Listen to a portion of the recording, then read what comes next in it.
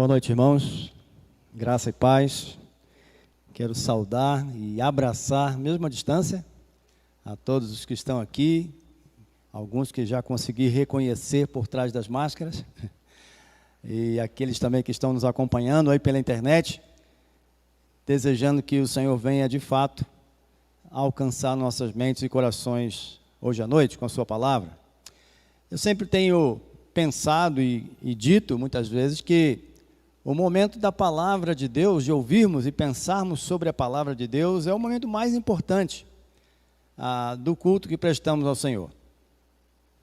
Normalmente nós dizemos que nós vamos assistir o culto, não é isso que a gente fala? Você está indo para a igreja? Sim, eu vou assistir o culto. Eu quero convidar você hoje à noite a pensar diferente. Que você não veio assistir o culto, você veio prestar culto. Você veio cultuar o Senhor.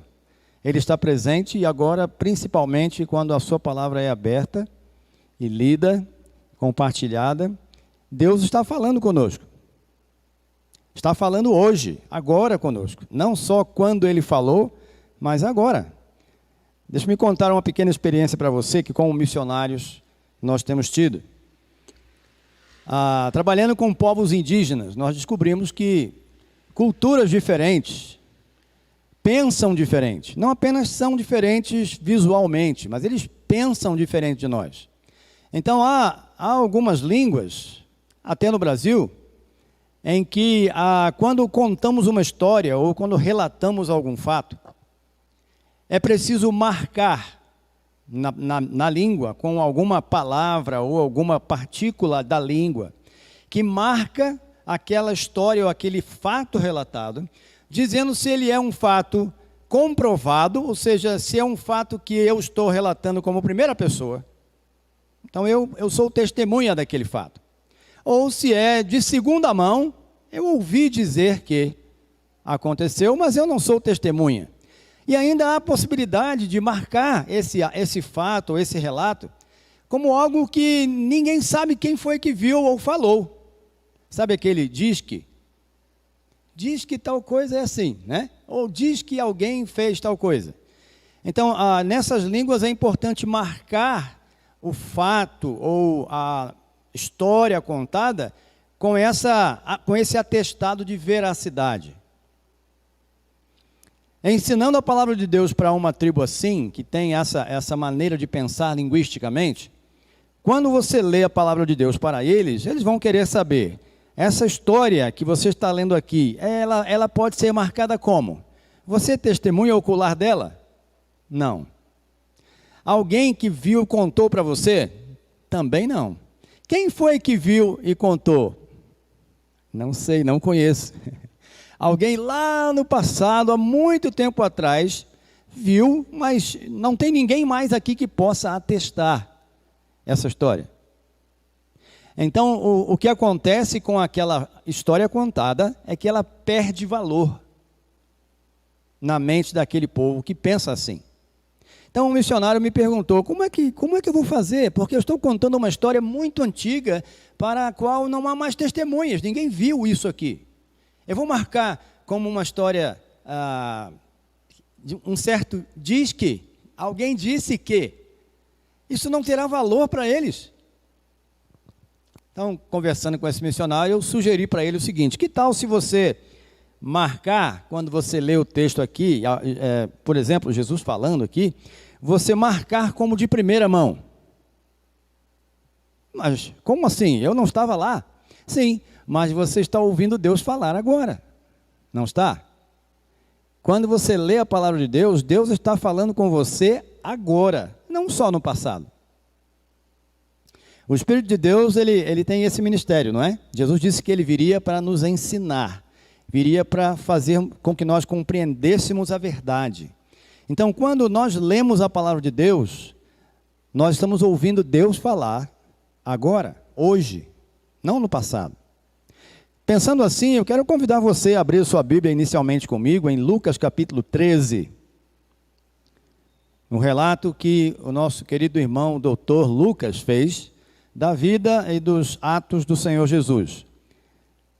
Lucas capítulo 13, versículos 18 e 19. Nós vamos ler a princípio esses dois versos, e mais tarde nós vamos ler um outro trecho no momento oportuno. Lucas 13, 18 e 19, então, dizem o seguinte para nós. E dizia, a que é semelhante o reino de Deus? E a que o compararei? É semelhante ao grão de mostarda que um homem, tomando-o, lançou na sua horta, e cresceu e fez-se uma grande árvore, e em seus ramos se aninharam as aves do céu.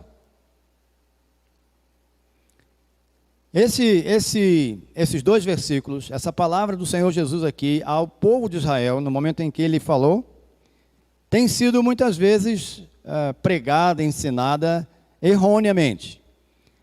A compreensão desse texto aqui, dessa colocação que Jesus faz acerca do grão de mostarda, da árvore que cresce desse grão de mostarda e das aves que se aninham nos ramos dessa grande árvore que nasceu de um grão de mostarda, muitas vezes tem sido interpretada incorretamente. Deixa eu me explicar para você por quê. Se alguém já viu aqui uma semente de mostarda, mas não essa grande árvore de mostarda que ele fala aqui, mas a planta mostarda, que é uma hortaliça cultivada nas nossas hortas. Se alguém já viu essa semente, sabe que ela é muito pequena, realmente bem pequenininha. Mas o que nasce dessa semente, dessa mostarda que nós conhecemos, é uma hortaliça. É talvez pouco maior do que uma folha de couve, uma couve bonita, não é? Mas aqui o texto está nos dizendo, Jesus está dizendo que alguém tomou uma semente, um grão de mostarda e semeou na sua horta. Nós semeamos mostarda em hortas, mas nesse contexto judaico aqui, a mostarda não é uma planta que se semeia em horta. Ela não é um cultivar de horta. Ela é uma erva daninha, é uma planta que nasce no campo e é um arbusto que chega talvez aí a 1 metro e pouquinho de altura. Então, parece estranho, não é? Que Jesus está dizendo, a que eu vou assemelhar o reino de Deus? O reino de Deus é como um grão de mostarda que um homem plantou na sua horta. Já tem alguma coisa errada aqui. Mas ele plantou na horta algo que não era para estar na horta, não é para se plantar numa horta, e cresceu, mas cresceu a tornar-se uma grande árvore. E a mostarda, nesse contexto, não se torna uma grande árvore. E pior ainda, nessa grande árvore vieram se aninhar as aves do céu. Então, nos seus galhos vieram se aninhar as aves do céu. Você que já viu um pé de mostarda, da que nós conhecemos, pode imaginar as aves do céu fazendo ninhos nos seus galhos? Parece que tem alguma coisa errada, não é? E tem. O que Jesus está falando aqui é algo que mas que não deveria ser. É algo anormal, é algo incorreto. Toda a colocação, toda a ilustração que ele faz, quer dizer para nós que Jesus está vendo algo errado. Quando ele assemelha essa coisa errada aqui, que é essa história desse pé de mostarda, com o reino de Deus, ele está falando do povo de Israel, da nação de Israel como reino de Deus. A nação de Israel como reino de Deus, nesse contexto onde o Senhor Jesus estava, não era diferente do contexto de toda a sua história, de toda a história de Israel com relação ao seu relacionamento com Deus. Através dos tempos, através dos séculos, Deus enviou seus profetas, Deus enviou suas testemunhas, Deus enviou homens de Deus e mulheres de Deus que falaram, repreenderam, chamaram a atenção do povo de Israel para o fato de que eles estavam vivendo longe de Deus. Deveriam ser um povo sobre o qual Deus reina, sobre o qual Deus através do qual Deus é exaltado, Deus é louvado, Deus é glorificado, e a nação de Israel deveria ser um centro de adoração ao Deus vivo, ao Deus verdadeiro, que atraísse o mundo para eles, para Deus. Mas não era o que acontecia. Os profetas do passado, basicamente todos foram rejeitados, porque eles traziam uma mensagem de restauração, mas uma mensagem de correção, dizendo ao povo, arrumem-se, acertem suas vidas, andem com Deus. Mas a desobediência, a idolatria, a ganância, a avareza, era o que sempre dominava a mente e o coração desse povo. E Jesus chega, sendo o Messias prometido, ele veio para os seus, como João nos diz no primeiro capítulo do seu Evangelho, veio para os seus, mas os seus não o receberam. E ele encontra então algo que é, mas não devia ser, algo que não é o reino de Deus, é outra coisa. É uma coisa anormal e incorreta. E esse trecho muitas vezes tem sido usado, tem sido não interpretado, mas aplicado, dizendo que a ilustração aqui fala do poder do Evangelho, que como uma pequena semente semeada, cresce e se torna grandiosa, e todas as aves do céu, no sentido de pessoas, vêm para o reino, são conquistadas para o reino. Infelizmente, essa não é a verdade. Se você se lembra, Jesus faz outra comparação com outro elemento material também, quando ele fala do fermento. Lembram do fermento? Quando Jesus fala do fermento, ele diz: a que assemelharei o reino de Deus? É como o fermento que uma mulher coloca na massa e leveda a massa e cresce a massa, e aí por diante você sabe o que acontece. Em nenhum lugar do Velho Testamento, na Velha Aliança, naquilo que diz respeito à relação de Israel com Deus, nem no Novo Testamento, o fermento é associado com o Evangelho, ou seja, com boas novas, ou seja, com coisas boas, em nenhum lugar.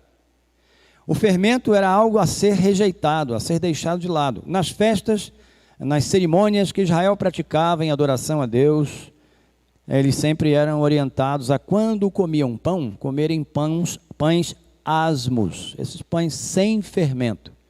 São aqueles pães fininhos, secos, que não crescem, não ficam bonitos, como o pão que nós usamos, não é? Com fermento. Porque o fermento é tipo de pecado, tipo de desobediência, outra vez, tipo de idolatria, tipo de avareza, ganância, que são pecados muito presentes na história de Israel. Então, assim como o fermento não significa o Evangelho se expandindo, essa grande árvore que é, mas não deveria ser, não é o Evangelho, não é a mensagem do Evangelho crescendo e frutificando pelo mundo. É uma ilustração que Jesus usa para corrigir Israel do seu erro. Como eu disse no início, eu quero ler um outro texto com você, que é relativo a esse, mas que tem a ver conosco. Agora não mais com Israel. É só virar a página, ou talvez na mesma página que você está, em Lucas, no capítulo 14, vamos ler os versículos 25 a 27, e depois o verso 33. Versos 25 a 27 do capítulo 14, e finalmente o verso 33. Nos dizem assim: ora, ia com ele uma grande multidão, e ele, voltando-se, disse-lhe: se alguém vier a mim e não aborrecer a seu pai, a sua mãe, mulher, filhos, irmãos, irmãs, e ainda também a sua própria vida, não pode ser meu discípulo. 27. E qualquer que não levar a sua cruz e não vier após mim, não pode ser meu discípulo. E 33. Assim, pois, qualquer de vós que não renunciar ou não renuncia a tudo quanto tem, possui, não pode ser meu discípulo. Essa é uma palavra dura, como muitas outras que o Senhor Jesus proferiu ao seu povo e profere a nós também. É uma palavra dura porque ela é categórica. Jesus aqui é categórico, ele diz: não pode. Não pode o quê? Não pode ser meu discípulo quem se encaixar nisso, nisso e nisso, nesses três aspectos aqui que nós vamos observar juntos. Observe, perceba que ele não está dizendo não pode ser crente, não pode ser salvo. Não foi assim que ele disse. Veja, se alguém vier a mim e não aborrecer seu pai, mãe, mulher, filhos, irmãos, irmãs, ainda também a sua própria vida, não pode ser salvo. Ele não disse isso. Graças a Deus, nossa salvação não depende de nós. A salvação da qual a palavra de Deus nos fala não depende do que eu faço, nem do que eu sou. Ela depende única e exclusivamente da graça de Deus. É isso que o apóstolo Paulo nos ensina quando ele diz aos Efésios: pela graça sois salvos, mediante a fé. Isso não vem de vós. A salvação não vem de vós, não vem de obras, para que ninguém se glorie. Então, nesse caso aqui, não entenda que ser discípulo é ser salvo, é ser um crente em Jesus. Porque não é isso que ele está dizendo. Então eu creio, irmãos, e aqueles que nos ouvem aí pela internet, eu creio que Jesus está dizendo, falando de algo diferente, de algo além de ser um salvo, além de ser um crente em Cristo Jesus.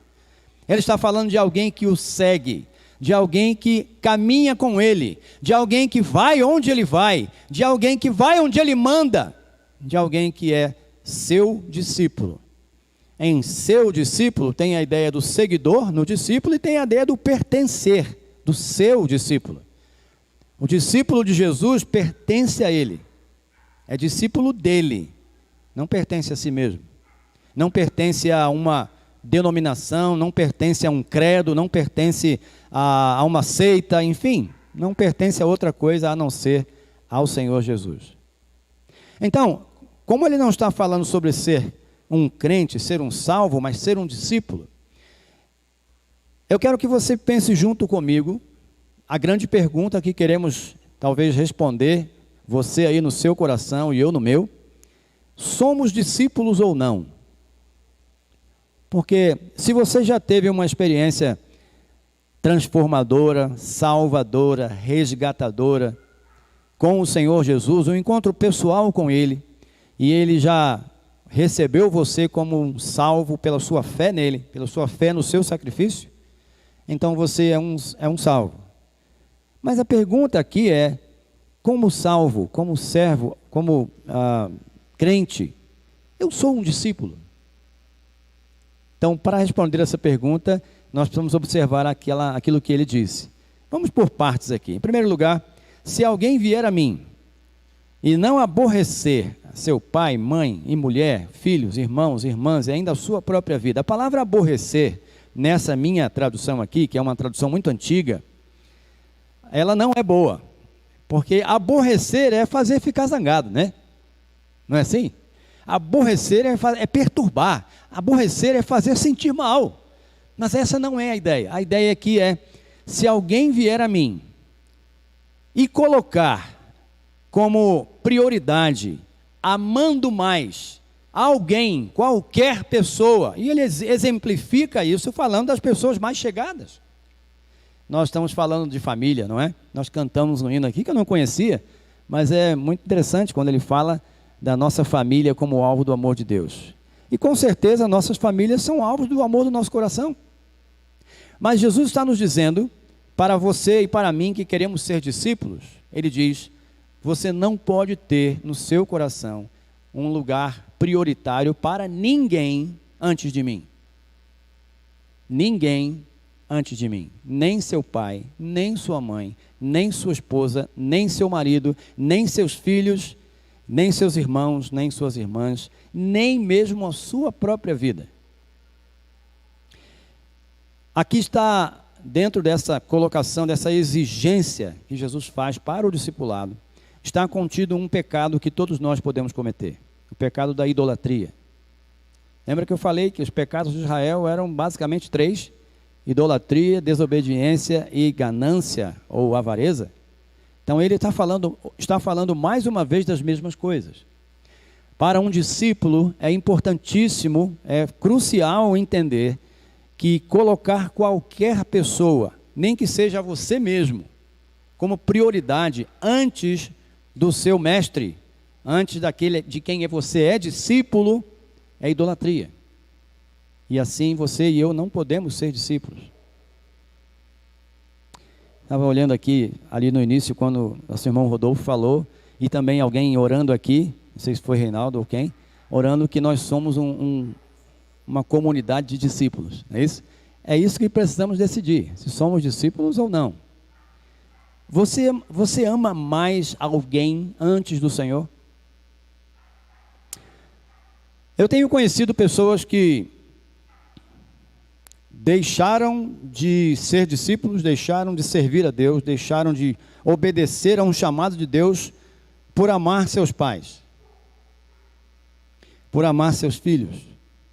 Uma vez conversando com um casal, numa conferência missionária, eu o desafiei para dar sua vida, não é, como missionário, para buscar, salvar, resgatar um povo perdido, um povo sem Deus.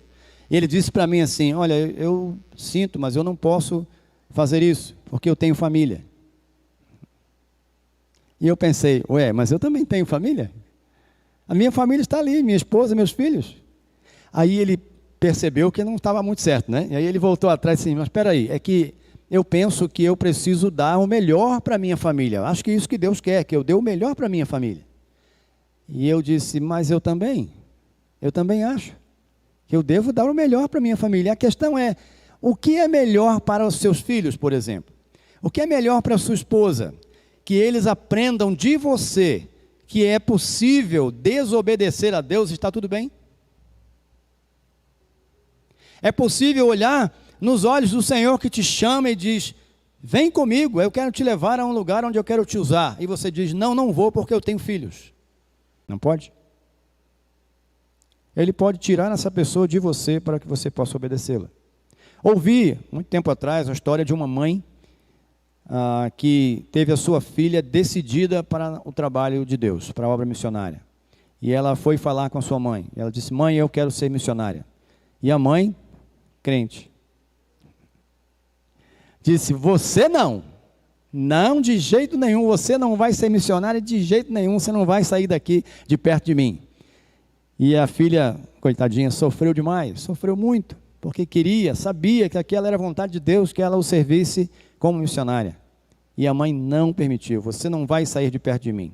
Aconteceu que aquela moça, com o passar do tempo, ela adquiriu hanseníase.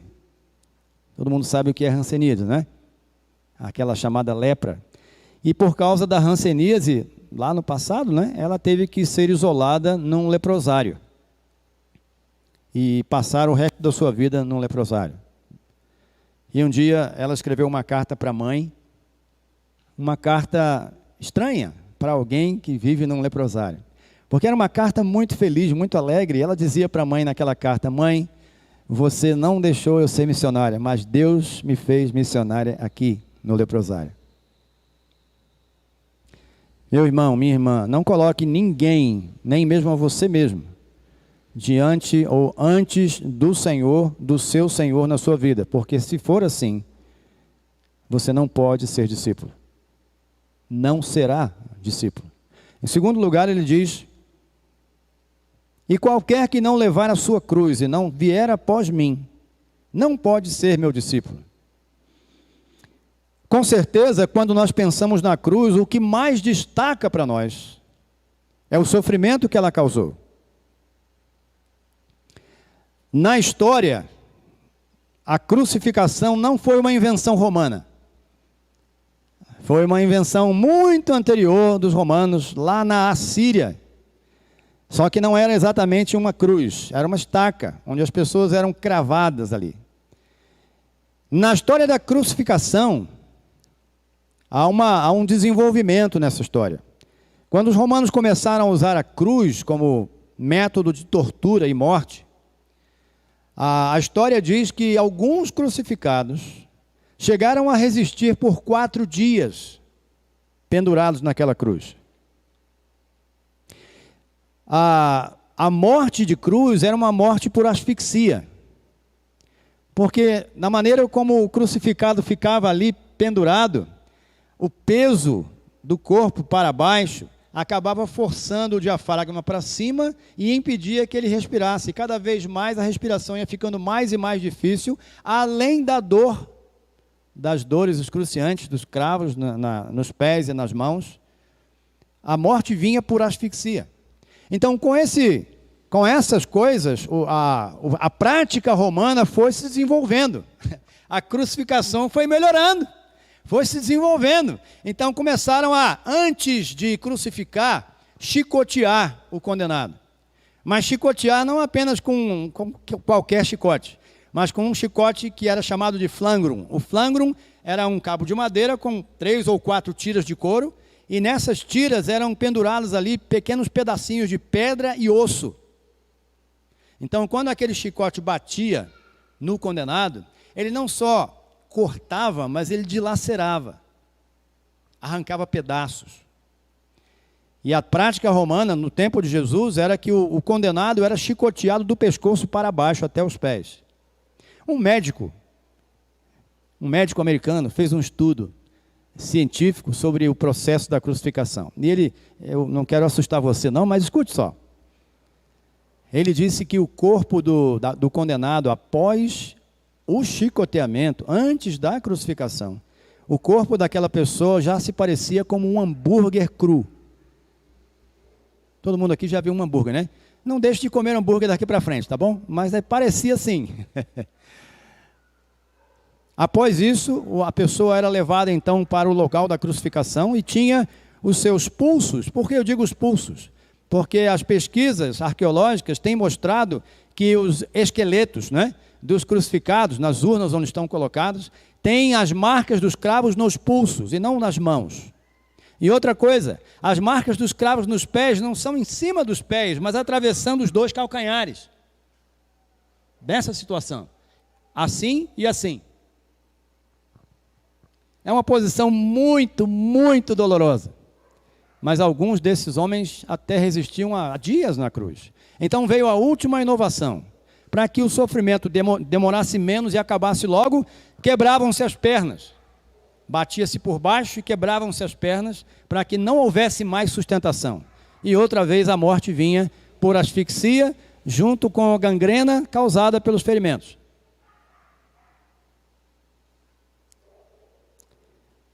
Toda vez que você ouvir falar da cruz daqui para frente, você vai lembrar que o seu Senhor passou por tudo isso, menos as pernas quebradas. Porque era profecia. Não vão quebrar nenhum dos seus ossos. Mas ele passou por tudo isso. E quando ele diz para nós, se alguém quer vir após mim, tome a sua cruz. Ele não está falando, não está dizendo que nós temos que morrer crucificados. Porque nenhum de nós aqui, na história dessa igreja, e muito provavelmente nenhum de nós aqui jamais morrerá crucificado. Mas de que ele estava falando? Ele estava falando da primeira morte. A primeira morte que a cruz deveria trazer para ele e trouxe para ele. Que foi a morte da sua própria vontade. Você se lembra lá naquela noite no Getsemane, no Jardim das Oliveiras, quando ele foi traído e abandonado pelos seus discípulos? Ele orou ao Senhor lá, ele orou ao Pai e disse, Pai, se é possível, passa de mim esse cálice, sem que dele eu beba. Ele estava falando da condenação e da crucificação que viria em seguida. Mas ele fez o que eu chamo da oração perfeita, meus irmãos. A oração perfeita não é aquela, Pai nosso que estás no céu, santificado seja o teu nome. Aquele é um bom exemplo, mas a oração perfeita foi a que ele fez, quando ele disse, mas faça a tua vontade. É difícil para você dizer para Deus assim, Senhor, faça a tua vontade. Eu tenho a minha, eu tenho os meus pensamentos, eu tenho aquilo que eu gostaria, mas eu quero que faça a tua vontade. Se você acostumar a orar assim, não precisa dizer mais nada. Quando nós dizemos a Deus, Senhor, faça a tua vontade na minha vida, meus irmãos, tudo vai dar certo. Sabe por quê? Porque a vontade de Deus tem 3 características, não é? Ela é sempre o quê? Boa, agradável e perfeita. Quando nós nos conformamos, nos submetemos a ela. Então aquela oração que Jesus fez foi a oração perfeita. Ele disse, Pai, se é possível, passa de mim. É isso que vem pela frente, mas eu não quero que seja a minha vontade, eu quero a tua vontade. Se alguém quer vir após mim, negue a sua própria vontade. Tome a sua cruz. E aí venha, porque se não for assim, não pode ser meu discípulo. Já passamos por 2 estágios difíceis aqui, não é? O estágio de não amar ninguém mais além do Senhor ou antes dele. o estágio de não querermos fazer a nossa própria vontade, mas nos submetermos à vontade de Deus, para podermos ser discípulos de verdade, uma comunidade de discípulos. Por último, o versículo 33. Assim, pois, qualquer de vós que não renunciar a tudo quanto tem, a tudo que possui, não pode ser meu discípulo. Veja, Jesus não está nos dizendo que nós temos que ser miseráveis, pobres que não têm absolutamente nada, porque tudo que nós temos pode ser um empecilho. Não é isso que ele está nos dizendo. Ele está nos dizendo que nós devemos renunciar ao que temos, seja pouco ou seja muito, para obedecer a Deus. Não significa que não teremos nada, pelo contrário. O Salmo 23, versículo 1, que é muito conhecido por todos nós, muitas vezes nos engana na nossa tradução em português. Como é que está escrito lá no Salmo 23, 1? Alguém lembra? O Senhor é meu pastor e nada me faltará. Sabe, originalmente, aquele texto não tem a palavra nada. Está escrito assim: o Senhor é meu pastor e não faltará. O que não faltará? Quando pensamos em nada me faltará, me corrija se eu estiver errado, depois, tá bom? O Senhor é meu pastor e nada me faltará. Pensamos em quê? Pensamos em coisas, não é? Pensamos em bens, pensamos em dinheiro, pensamos em comida, pensamos em roupa, pensamos em carro, pensamos em casa, pensamos em bens, em coisas. Mas essa não é a verdade que Deus está nos dizendo. Quando Ele diz: eu sou o seu pastor e eu não vou falhar para você.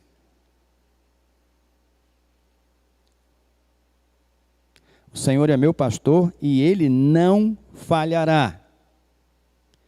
Portanto, se o que você tem ou o que você não tem te impede de obedecer a Deus,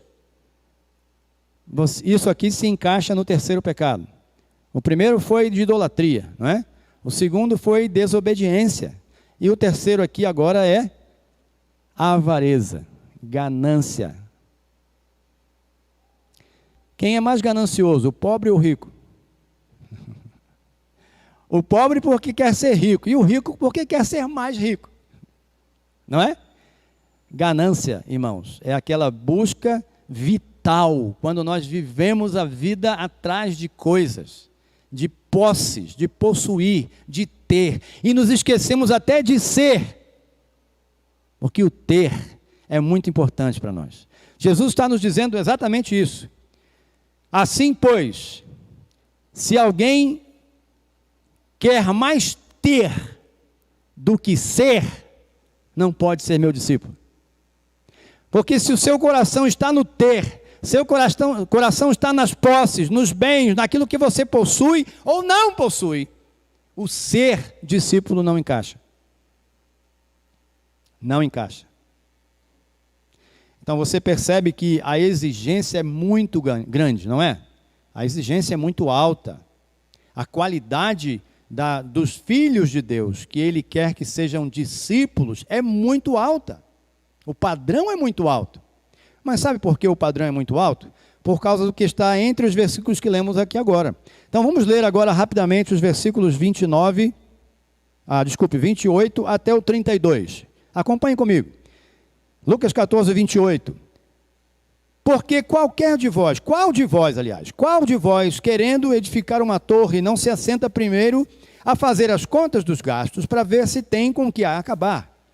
Para que não aconteça que depois de haver posto os alicerces, e não a podendo acabar, todos os que a virem comecem a escarnecer dele, dizendo: este homem começou a edificar e não pôde acabar. Ou qual é o rei que, indo à guerra, pelejar contra outro rei, não se assenta primeiro a tomar conselho sobre si com 10.000, pode sair ao encontro do que vem contra ele com 20.000. De outra maneira, estando o outro ainda longe, manda embaixadores e pede condições de paz. Certa vez eu ouvi um pregador dizendo que Jesus está nos ensinando que nós precisamos parar, pensar, avaliar direitinho se nós queremos ser discípulos. Porque ele disse, qual é o construtor que não pensa antes de começar? Qual é o rei que não pensa antes de entrar na guerra? Então aquele pregador dizia, está vendo? Para ser discípulo, até para ser missionário, até para ser pastor, né? Até para ser do grupo de louvor, pense direitinho se é isso que você quer, para que você não comece e não tenha como terminar. Mas, irmãos, não é isso que o texto está nos dizendo. Perceba, Jesus está dizendo que a exigência para o discipulado é tão alta, é tão forte, é tão grande, porque ele tem uma construção e uma guerra em andamento. Deus tem uma guerra em andamento contra as forças do mal, contra Satanás e os seus anjos, para resgatar vidas. Essa é uma guerra não para destruir vidas, mas para resgatar vidas, para salvar vidas. Deus está em batalha, irmãos. E nós, em muitos lugares, especialmente o apóstolo Paulo, nos diz que nós somos soldados. Nós somos soldados nessa batalha. Nós somos exército de Deus, para invadir o território inimigo e resgatar almas perdidas de lá. Deus está em batalha. Deus está em construção. Jesus disse, eu construirei. Ele disse, edificarei. Eu construirei a minha igreja, e as portas do inferno não prevalecerão contra ela.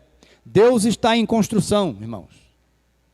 E Ele precisa de soldados e construtores de primeira linha, de qualidade.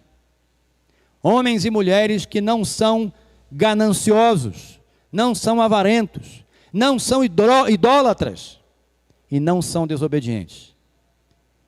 Esses são discípulos. A pergunta que eu fiz no início, eu repito agora. O que somos nós? Um pé de mostarda que cresceu e virou uma grande árvore, e as árvores se aninham nos galhos? Uma coisa que não era para ser, mas é? O que somos nós? Discípulos ou apenas filhos? Discípulos ou apenas salvos? Talvez você esteja pensando assim, poxa, mas ele parece que ele está desvalorizando o ser salvo. Não, pelo contrário, eu estou valorizando o ser discípulo. É mais do que ser salvo, é mais do que apenas frequentar um culto, frequentar a igreja, é mais do que apenas carregar uma Bíblia na mão, é ser discípulo, é seguir Jesus, é obedecê-lo, é ir onde Ele quer, onde Ele manda, fazer o que Ele quer fazer, não o que eu quero fazer.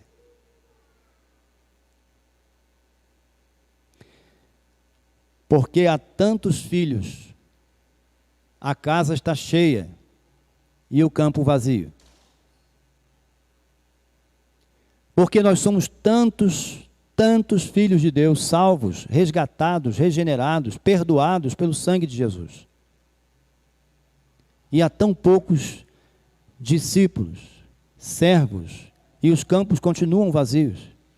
A palavra que Jesus disse lá atrás no passado, há mais de 2000 anos atrás, a seara na verdade é grande. Mas os trabalhadores, nós podemos substituir aqui por os discípulos, são poucos. Os filhos não são poucos. Olha quantos filhos de Deus tem aqui. Olha quantos filhos de Deus estão nos assistindo pela internet. Mas muitos daqueles que estão nos assistindo hoje, talvez ainda não são filhos de Deus. Ainda não tiveram um encontro pessoal, resgatador, transformador com o Senhor Jesus e o seu perdão. Mas os filhos são muitos.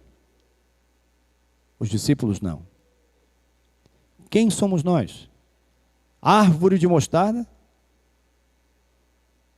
Ou discípulos? A decisão é sua. Você escolhe o que e quem você quer ser. Vamos orar? Pai, mais uma vez nós te louvamos por tua palavra. Ela é viva, ela é transformadora, ela é eficaz. E a minha oração, ó Deus, é que o Senhor aplique essas verdades, essas palavras tão duras sim, mas preciosas para nós, aos nossos corações. Que as palavras de Jesus para aquelas pessoas há tanto tempo atrás soem hoje como agora falando, como se o Senhor Jesus estivesse falando aos nossos ouvidos aqui, porque Ele está. E ajuda-nos, ó Deus, a sairmos daqui hoje e começarmos mais uma semana, que não seja apenas mais uma semana de vida, de trabalho, de tantos afazeres que temos, mas que seja o dia de amanhã, o amanhecer de amanhã, seja um dia novo para todos nós. Seja um dia em que vamos caminhar com o Senhor, vamos segui-lo de perto, vamos ser verdadeiros discípulos e assim servos do Senhor que vão te servir entre as pessoas, de perto e de longe, entre os povos da terra. Nós oramos assim, Senhor. Te agradecemos mais uma vez pela oportunidade de estarmos juntos, em comunhão contigo e com os irmãos. Oramos agradecidos em nome de Jesus. Amém.